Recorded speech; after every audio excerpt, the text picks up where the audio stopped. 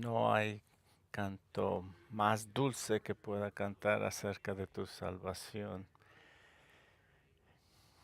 Y esta es una hermosa realidad. Algún día cantaremos nosotros ese canto en la presencia del Señor. Por favor, tomen sus Biblias y vamos a regresar al Evangelio de Lucas. Voy a tomar eso como ah, algo de ánimo. Lucas capítulo 4, vamos a regresar a Lucas, vamos a leer los versículos del 14 al 21. Lucas 4 del 14 al 21, por favor, síganme con su vista. Y Jesús volvió en el poder del Espíritu a Galilea y se difundió su fama por toda la tierra alrededor y enseñaba en las sinagogas de ellos y era glorificado por todos. Vino a Nazaret, donde se había criado, y en el día de reposo entró en la sinagoga conforme a su costumbre y se sentó a leer. Y se le dio el libro del profeta Isaías, y habiendo abierto el libro, halló un lugar donde estaba escrito: El Espíritu del Señor está sobre mí, porque me ha ungido para dar las buenas nuevas a los pobres, me ha enviado a sanar a los quebrantados de corazón, a pregonar libertad a los cultivos y dar vista a los ciegos, a poner en libertad a los oprimidos, a predicar el año agradable del Señor. Y enrollando el libro lo dio al ministro y se sentó, y los ojos de todos en la sinagoga estaban fijos en él. Y comenzó a decirles: Hoy se ha cumplido esta escritura delante de vosotros. Bueno, han pasado aproximadamente un mes y medio desde la última vez que estuvimos en Lucas, y no era mi plan original, pero confío que ustedes disfrutaron ese tiempo como yo lo hice. Y la razón por la que estuvimos ahí es que estábamos nosotros siguiendo ese año de ministerio del Señor Jesucristo que nos encuentra en Lucas. Lucas va de la tentación en el desierto hasta este momento, esta escena donde abre el rollo y lo lee en Galilea. Juan nos da más información y disfrutamos el tiempo en el libro de Juan. Y ahora regresamos al Evangelio de Lucas, y aquí lo que él está haciendo en estos versículos hasta el versículo 30 es darnos un resumen del ministerio poderoso del Señor Jesucristo en esa área, en los alrededores de Galilea, pero también lo que él está haciendo es abriendo una ventana a cómo sería la misión, el ministerio del Señor Jesucristo, cómo se vería. Y esto lo ha programado Lucas de esta manera para mostrar lo que el ministerio del Señor Jesucristo es. Y me gustaría que mientras leemos esta porción, es que consideremos el ministerio del Señor Jesucristo, cómo ministraba a Él, fue lo que dijo, cuál era su énfasis, cómo respondía la gente. Y haciendo eso, vamos a ver cuatro aspectos del ministerio del Señor Jesús, cuatro aspectos importantes del ministerio del Señor Jesús para que lo apreciemos, lo entendamos y que también sigamos humildemente su ejemplo. Cuatro aspectos de su ministerio para que apreciemos ese ejemplo y lo sigamos. Y lo primero lo tomamos del versículo 14, y dice que Jesús dependía del Espíritu Santo. El Señor Jesucristo, el Hijo de Dios, Dios mismo en carne, dependía del Espíritu Santo mientras él ministraba. Mira lo que dice el versículo 14: y Jesús volvió en el poder del Espíritu a Galilea y se difundió su fama por toda la tierra de alrededor. En este punto de la narración no nos sorprende leer que Jesús regresara en el poder del Espíritu, o más adelante en el versículo 18 declara: el Espíritu del Señor está sobre mí, me ha ungido para predicar las buenas nuevas al pobre. Esto no debería de sorprendernos porque ya se había profetizado, como vimos en Lucas 3:16. Dijo Juan el Bautista, dijo Juan el Bautista, yo a la verdad os bautizo con agua, pero viene uno más poderoso que yo, de quien yo no soy digno de desatar la correa de su calzado. Él os bautizará en el Espíritu Santo y en fuego. En otras palabras, el Espíritu Santo iba a estar conectado con este que vendría con su ministerio. Todo lo que él haría sería en el poder del Espíritu Santo, y esa profecía se convirtió en una realidad cuando nosotros vimos en el bautizo del Señor Jesucristo que se abrieron los cielos y descendió el Espíritu Santo sobre él en forma corporal como una paloma. Juan el Bautista confirmaría esto más tarde en las multitudes cuando él dice en Juan 1:32, vi al Espíritu que descendía del cielo como paloma y permanecía sobre él. Esto sucedió, Juan lo vio y él da testimonio. Ahora, partiendo de una comprensión del Antiguo Testamento sobre cómo operaba el Espíritu, cabría preguntarse si el Espíritu Santo permaneció sobre Jesús y lo empoderó y luego dejó a Jesús. Claro, Jesús. Juan no nos deja que nos preguntemos eso. Mira lo que agrega él. Y permaneció el Espíritu con él.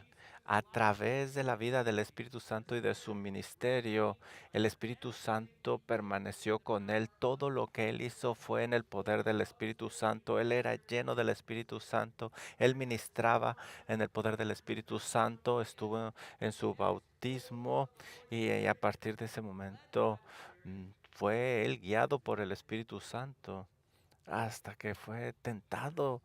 Ahí estuvo el Espíritu Santo ministrándolo. Donde quiera que iba el Señor Jesucristo, siempre estaba lleno del Espíritu Santo mientras ministraba en la tentación. Cuando peleó esa tentación, ahí estaba el Espíritu Santo. Con este entendimiento, las cosas van tomando forma desde el bautizo del Espíritu Santo. Nosotros leemos que el Espíritu Santo estuvo con él. Y no nos sorprende leer que después de ser probado, tentado, regresó en el poder del Espíritu Santo. Lucas quiere que sepamos cómo ministró el Señor Jesús. Todo lo que hizo, quiere Lucas que sepamos que lo hizo en el poder del Espíritu Santo. En el poder del Espíritu Santo. Y por cierto, es una frase que tiene mucho significado. Nos está diciendo que todo su ministerio completamente lo vivió dependiendo y sometido al Espíritu Santo. Y esto es significante. El Señor Jesús es Dios. Esto significa que es igual al Padre, es igual al Espíritu Santo. Y sin embargo, Él no vivió su ministerio ni tampoco hizo su trabajo en su poder divino. En lugar, Lucas quiere que sepamos, y lo ha dejado claro, que vino como Dios y que vino como hombre, y como hombre el segundo Adán nos recuerda lo que dice la palabra de Dios en Lucas 3:22, que el Señor Jesucristo, él decidió someterse a la dirección del Espíritu Santo y confiar en el poder del Espíritu Santo a través de todo su ministerio. Por favor, ve conmigo a Filipenses capítulo 2. Pablo, en un lenguaje teológico, lo pone de esta manera. Filipenses 2:5. Por cierto, esta teología es muy práctica, porque antes de esto consideramos nosotros a otras personas más importantes que a nosotros, y Filipenses 2:5 nos dice cómo se vive esto. Habiendo pues en vosotros en este sentir que hubo también en Cristo Jesús, el cual siendo en forma de Dios, no estimó ser igual a Dios como cosa que aferrarse, sino que se despojó a sí mismo, tomando la forma de siervo, hecho semejante a los hombres, se vació a sí mismo, tomando la forma de esclavo, y siendo semejante a los hombres. Se vació, dice este versículo. Debemos de tener cuidado. Esto no significa que Jesús haya renunciado de ningún modo a su divinidad, de ninguna manera. No significa que ya no era divino, no. Él es el Hijo de Dios y Él posee toda su divinidad, todos sus atributos, todo su poder. Pero lo que significa es que Él voluntariamente puso de lado ese poder divino y en lugar de usarlo, decidió vivir como un hombre sometido al Espíritu Santo. Se vació a sí mismo y aún en esta teología es muy importante porque así es como debemos de vivir la vida cristiana, porque nosotros vamos a pasar por situaciones en las cuales pensamos que podemos hacer las cosas en nuestro propio poder, pero no. Nosotros debemos de pensar siempre primero en los demás y no en nosotros, como el Señor Jesucristo nos lo enseña aquí. Se vació a sí mismo. Él nunca dejó su divinidad, pero decidió no usar esa naturaleza divina para completar su misión divina. Así es de que la pregunta es, si no confió en su poder divino, ¿en qué confió? Y la respuesta es, de acuerdo a lo que Lucas 4:14 dice y el resto de los testimonios que tenemos en los evangelios, es que Jesús confió completamente en el Espíritu Santo. En otras palabras, Jesús vivió como un ser humano, como tú y como yo, plenamente sometido al Espíritu Santo, de tal manera que siempre vivió en perfecta obediencia a la voluntad de Dios. Él se sometió perfectamente a la voluntad de Dios, a la voluntad del Espíritu Santo. ¿Y por qué esto es importante? ¿Por qué lo resaltamos? ¿Por qué Lucas lo está mencionando? Porque Jesús no solo vino a morir por nuestros pecados y nosotros estamos agradecidos por eso. Hemos recibido perdón de pecados, pero no solo vino a eso, sino que también vino a vivir una vida perfecta, llena del Espíritu Santo, de una vida llena de obediencia en nuestro lugar, porque ninguno de nosotros puede vivir de esa manera, en una obediencia perfecta. Fallamos y nosotros quedamos cortos a la gloria de Dios, pero el Señor Jesucristo vivió esa vida perfecta que nosotros no pudimos. 2 Corintios 5:21 lo pone de esta manera: al que no conoció pecado, es decir, al Señor Jesús, por nosotros lo hizo pecado para que nosotros fuésemos hechos justicia de Dios en él. Como nosotros fallamos, Él vivió esa vida perfecta para que nosotros recibiéramos esa justicia perfecta que Él vivió. Cuando tú eres puesto en Cristo Jesús, no simplemente recibes a tu cuenta esa muerte, ese pago de pecados, también eres justo, perfectamente justo. Esa justicia se te atribuye a ti y ahora puedes presentarte justificado delante de Dios y algún día glorificado como resultado de esa vida perfecta de obediencia del Señor Jesucristo. Así es de que Lucas nos está diciendo que Jesús regresó a Galilea, su ciudad, no en el poder de su divinidad, sino el poder del Espíritu Santo. Y Lucas está describiendo la dependencia consciente de Jesús en el Espíritu para cumplir la misión que se le encomendó. Una misión que no solo incluía ir a la cruz, sino también vivir perfectamente ante Dios y ante los hombres. Esta es una de las razones importantes por las cuales tenemos que hablar de esto. Pero también hay otras implicaciones que podemos resaltar aquí. Podríamos decir muchas cosas. Una implicación es de que si es el Hijo de Dios, elige no vivir independiente del Espíritu Santo, con mayor razón nosotros. ¿Cómo nos atrevemos a buscar servir al Señor en nuestras propias fuerzas. Si el Señor Jesucristo decidió no usar ese poder divino y someterse a la dirección del Espíritu Santo, más nosotros no debemos de confiar en nuestra fuerza humana. Si tú lo pusieras así, suena ridículo, aunque todos tenemos la tentación de hacer las cosas a nuestras fuerzas. No podemos confiar en nuestra personalidad, en nuestro carácter o lo sabio que seamos, nuestra educación, entrenamiento, nuestros éxitos pasados, el dinero, provisiones, tu propia disciplina, un trabajo fuerte. No hay nada ahí más que orgullo humano, porque parecería que en esas circunstancias el Espíritu Santo no es necesario.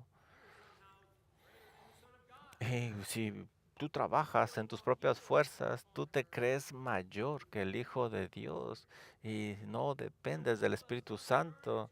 Todos nosotros debemos grabar en nuestras almas la idea de que el ministerio que verdaderamente honra a Dios debe de realizarse en el poder del Espíritu Santo. Este es el que no se va a quemar en el tribunal de Cristo, va a permanecer como el oro cuando pase por el fuego. Todo lo que se haga se tiene que hacer solamente en el poder del Espíritu Santo. Nosotros debemos de ser llenos del Espíritu Santo, la iglesia. ¿Y cómo se ve esto? ¿Cómo podemos nosotros ser guiados por el Espíritu Santo? Bueno, nosotros primero debemos reconocer nuestra absoluta necesidad del Espíritu Santo en nuestro ministerio, lo pobre que somos, nuestra inhabilidad sin el Espíritu Santo. Debemos de estar conscientes de que no hay un ministerio que se pueda realizar fuera del poder del Espíritu Santo. Vivimos en América, hay dinero, hay salud, hay inteligencia artificial en América, conexiones, muchas cosas. Nosotros pudiéramos hacer programas sin el Espíritu. Puedes dirigir una junta sin el Espíritu Santo. Puedes llenar un cuarto sin el Espíritu Santo. Y muchas iglesias lo hacen, muchas cosas prácticas que pudieras hacer.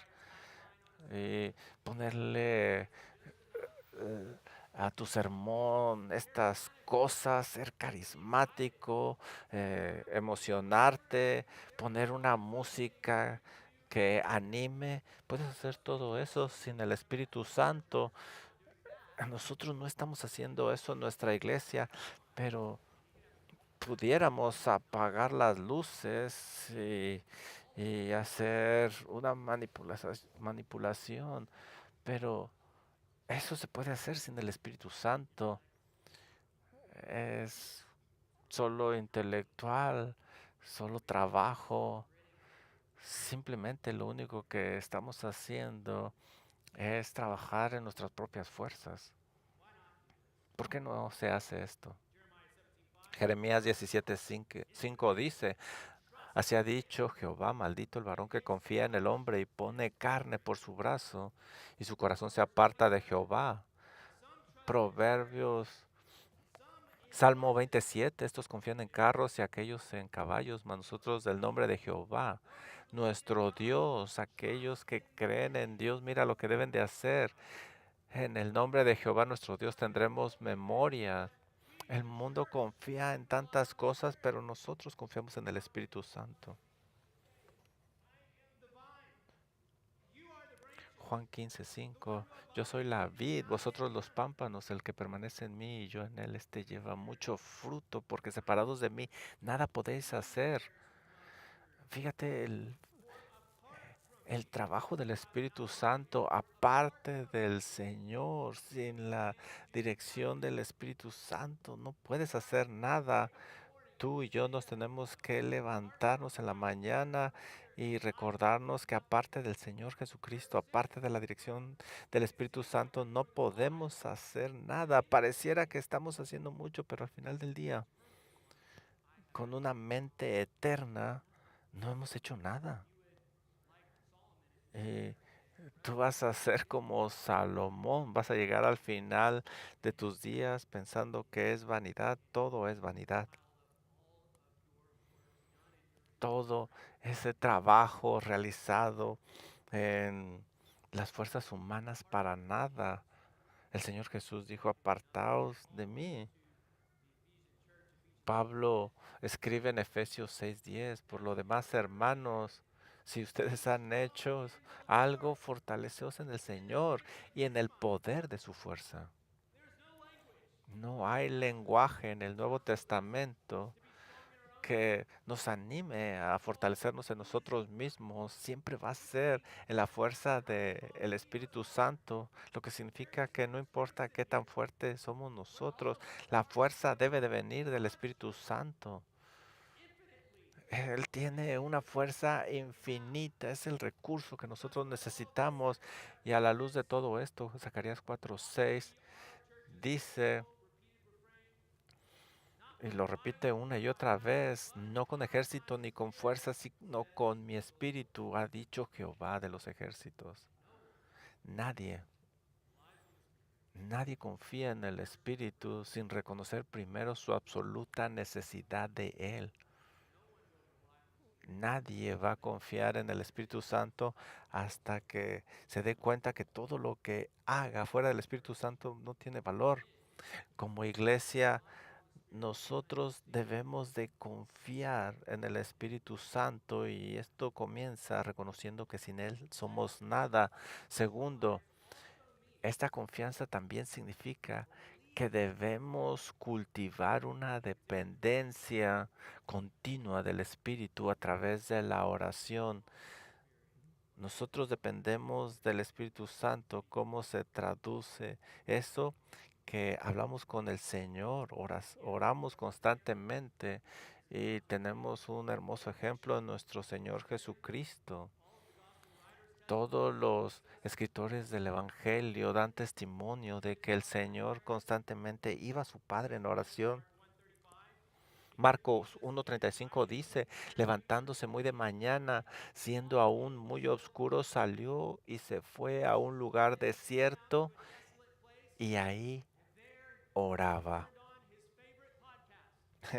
No dice que prendió su podcast favorito o que hizo ejercicio. Él hizo lo que era más importante para él. Él oró. Y la realidad para cada uno de nosotros es que debemos nosotros de hacer lo mismo cada mañana. Él se levantaba temprano y empezaba a orar.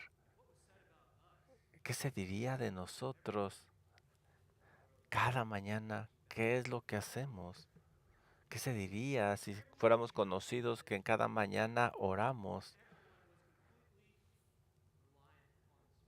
¿Qué sucedería si cada uno de nosotros confiáramos del Espíritu Santo siempre? Mira lo que dice Lucas 5:16, mas él se apartaba a lugares desiertos y oraba. Mateo 14:23, despide a la multitud, subió al monte a orar aparte. Imagínate, hay mucha gente, hay una conversación y el Señor se apartaba. Lucas 6:12 dice que iba al monte a orar y pasaba la noche orando a Dios. Hebreos 5:7 es realmente una declaración resumida acerca del ministerio del Señor Jesús. Dice que Cristo en los días de su carne, ofreciendo ruegos y súplicas con gran clamor y lágrimas al que le podía librar de la muerte. En otras palabras, no simplemente era llevado por las emociones, fue oído a causa de su temor reverente. Aquí tenemos un gran ejemplo, así es como debemos de orar sinceramente, con reverencia, entendiendo a quién nos estamos dirigiendo y ofreciendo súplicas y oraciones al Padre. Y si el Señor Jesús oraba así, ¿cuánto más nosotros deberíamos de clamar a Dios cada mañana por ayuda antes de que hagas algo de consejería, de enseñar, de ministrar, de comer? Lo primero que deberías de hacer es agachar tu cabeza, cerrar tus ojos y orar. Señor, ayúdeme a hacer todo esto en su poder.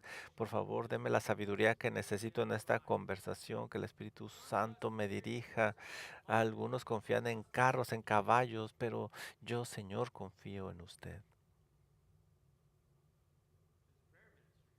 Aquí hay un ministerio de oración que nosotros tenemos que llevar a cabo cada mañana. Cada mañana la congregación debe de levantarse temprano, 45 minutos antes, y ir a su cuarto a orar. O podemos nosotros venir temprano y al ver todos estos ministerios, que nos demos cuenta que cada ministerio debe de orar y debemos de orar por esos ministerios, que el Señor les ayude, que el Espíritu Santo abra los ojos de aquellos que no le conocen. Aquí hay un grupo de personas que confían en el Espíritu Santo. Como nosotros vemos, aquí vemos un resumen de su ministerio. Él hacía su trabajo siempre en el poder del Espíritu Santo y nosotros deberíamos de hacerlo también. Nosotros ya vimos que podemos hacerlo a través de la oración, pero también aquí vemos otra forma de cómo lo hizo el Señor Jesucristo. El Señor Jesús priorizó la palabra. El ministerio del Señor Jesucristo fue marcado por la enseñanza de la palabra de Dios. Versículo 15. Y mientras él seguía, enseñaba en las sinagogas de ellos y él ha glorificado por todos. Este es el patrón, la prioridad del ministerio del Señor Jesucristo, la enseñanza de la palabra de Dios. Es interesante esto. Dios envió a su Hijo y pudo haber hecho cualquier cosa en esta tierra, pero lo que hizo fue importante. Él enseñó la palabra de Dios donde quiera que él iba. Esto es lo que marcó su ministerio. A través de los evangelios nosotros vemos Lucas 4:31 que descendió a Capernaum y les enseñaba, Lucas 5:3, y subió a una de las barcas y pidió que se alejaran y sentado comenzó a enseñar a la multitud desde la barca. Lucas 5:17, y aconteció que Jesús sanó al paralítico que estaba en ese mismo día enseñando. Lucas 6:6, aconteció que otro día de reposo entró en la sinagoga y enseñaba. Lucas 13:10, esto es antes de sanar a la mujer que no podía enderezarse, y enseñaba en una sinagoga en el día de reposo. Lucas 13:22, y pasaba de ciudad en ciudad y de aldea en aldea enseñando, y seguía su camino a Jerusalén. Lucas 19:47, y enseñaba cada día en el templo. Lucas 21, aconteció un día que enseñando él al pueblo en el templo y anunciando el evangelio, se acercaron a él los principales sacerdotes y los escribas. Lucas 21:37, y enseñaba de día en el templo. Lucas 23:5. Esta fue la orden que le dio a la asamblea cuando Jesús estuvo ante Pilato, pero ellos insistían diciendo, alborota al pueblo, enseñando por toda Judea, comenzando desde Galilea hasta aquí. A lo mejor ya entendiste el punto. El ministerio del Señor Jesucristo estaba lleno de enseñanza. Cualquier cosa que él hacía, Lucas lo describía que estaba enseñando siempre. Claro, él sanó, pero enseñaba mientras lo hacía. Los fariseos venían a él mientras él estaba enseñando. En otras palabras, el Señor Jesucristo constantemente estaba enseñando. ¿Y qué enseñaba? La palabra de Dios. El Antiguo Testamento. Él explicaba estas cosas a la gente. David Livingstone, el famoso misionero y explorador escocés del siglo XIX, una vez dijo que Dios solo tuvo un hijo y lo hizo predicador. 13 veces en el Evangelio de Lucas. No quise poner todos los versículos, pero se hace referencia al Señor Jesucristo como un maestro, y esto habla de que enseñaba, y esto caracteriza su ministerio. Le decían rabí, maestro. A lo largo del ministerio de Jesús habló con personas individuales, a multitudes. Él hacía referencia al Antiguo Testamento, hacía referencia a él y explicaba el Antiguo Testamento. El Hijo de Dios hacía referencia de las Escrituras. Y si el Hijo de Dios meditaba en la palabra y sabía la palabra y dependía de la palabra, ¿qué significa esto para nosotros? Esto nos debería de caracterizar también a nosotros. La palabra de Dios debe de tener prioridad en nosotros. Y a lo mejor tú vienes a esta iglesia porque es conocida como una iglesia que enseña la Biblia. Esta iglesia es donde un pastor lee 20 versículos seguiditos y eso es asombroso. Pero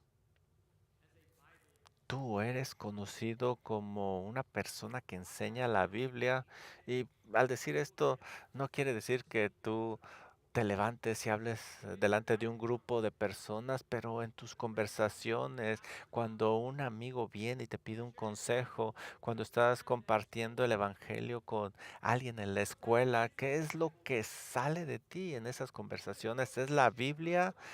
¿Mencionas algo de la Biblia? ¿Una referencia de una verdad bíblica? ¿Explicas la Biblia? Porque lo que esto comunica es que tú estás en el poder del Espíritu Santo. Tú sabes que el Espíritu Santo trabaja a través de su palabra. Y otra vez, si Cristo en su ministerio, en sus conversaciones, se caracterizó por la administración de la palabra de Dios, con mayor razón nosotros. Nuestras conversaciones deben siempre estar sazonadas con la palabra de Dios. Colosenses 3:16 dice: la palabra de Cristo mora en abundancia en vosotros, enseñándonos y exhortándonos unos a otros en toda sabiduría, cantando con gracia en vuestros corazones al Señor con salmos, himnos y cánticos espirituales. La regla de la iglesia, tanto a nivel individual como colectivo, debería de ser esta: cuanto mayor sea nuestra dependencia de la palabra, mayor será nuestra dependencia del Espíritu. Cuanto más me apoye en la palabra de Dios, más confiaré en su palabra. Salmo 119:11 dice: en mi corazón he guardado tus dichos para no pecar contra ti. Deberíamos de orar que la palabra de Dios abunde en nuestros corazones, que la palabra de Dios abunde en nuestros hogares, en nuestras familias. Cada uno debería de orar: Señor, que esa palabra abunde en mí. Y eso significa que la llevo a la acción abriendo mi Biblia, leyéndola y atesorando eso que está ahí. Las cosas en las cuales meditas, esas van a afectar tu comportamiento, porque las vas a tomar en serio. Cuando estés platicando con otras personas, anímalos a meditar en la palabra de Dios, y cuando tú meditas en la palabra de Dios al hablar con otros, va a salir porque está ricamente abundante en ti. Asegúrate que la palabra de Dios esté en su corazón, jóvenes. matrimonios están meditando en la palabra de Dios, están sometidos a la dirección de la palabra de Dios, jóvenes que están luchando con diversas tentaciones. Te levantas y lees la palabra de Dios, lees tu Biblia, meditas en ella, llena tu mente de las escrituras que te fortalecen y te capacitan para mantenerte firme contra la tentación. Lo que Dios le dijo a Josué también aplica a nosotros. Nunca se apartará de tu boca este libro de la ley, sino que de día y de noche meditarás en él, para que guardes y hagas conforme a todo lo que en él está escrito, porque entonces harás prosperar tu camino y todo te saldrá bien.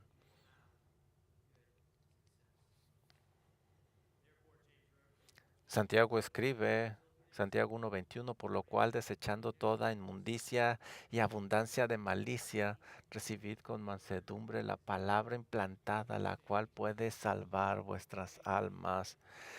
Salvar no simplemente significa justificación, sino también santificación, es decir, parecerse al Señor Jesucristo y algún día glorificación. Estaremos con Él para siempre. Todo esto para dejar en claro que así como el Señor Jesucristo puso por prioridad la palabra en su ministerio, en su vida, Él que es la cabeza, cada ministerio que toma lugar en esta iglesia oficial o que no sea oficial debe de estar dirigido por la palabra de Dios. Ahí es donde está el poder, porque esto es lo que usa el Espíritu Santo cuando está trabajando. Y siendo todo este el caso, y de acuerdo al Espíritu Santo no voy a poder llegar al punto número 3, pero vamos a poner una pausa aquí. Y espero que lo que has escuchado sea suficiente para convencerte de que debes depender del Espíritu Santo, orando y depender de la palabra de Dios para que medites en ella todos los días. Vamos a orar. Padre, gracias por su palabra. Nos humilla. Ayúdenos a recordar nuestra incapacidad delante de usted, que podamos ver nuestra pobreza cuando tendemos a hacer cosas en nuestras propias fuerzas. Perdónenos, Señor, en lugar de usar su santa palabra. Santo Espíritu, confesamos que cualquier cosa que hagamos fuera de usted resultará en cosas vanas. Padre, le damos las gracias por el ejemplo de su Hijo, porque todo lo que hace lo hace en el poder del Espíritu Santo y nos ha dejado un gran ejemplo como buen pastor. Queremos seguirle, Señor. Gracias por su palabra que nos alimenta, nos enseña, nos guía. Y oramos, Padre, que esa palabra more en nuestros corazones en abundancia para que salga por nuestra boca. Queremos ser una iglesia que se caracteriza por ser dirigidos por el Espíritu Santo por medio de la palabra. Por favor, ayúdenos, Señor. Le damos las gracias por lo que nos ha enseñado en esta mañana, que no lo tomemos en poco. Oramos en el nombre de su Hijo Jesucristo. Amén. First Corinthians 15:55 Primera through de 57 says this. Corintios O death,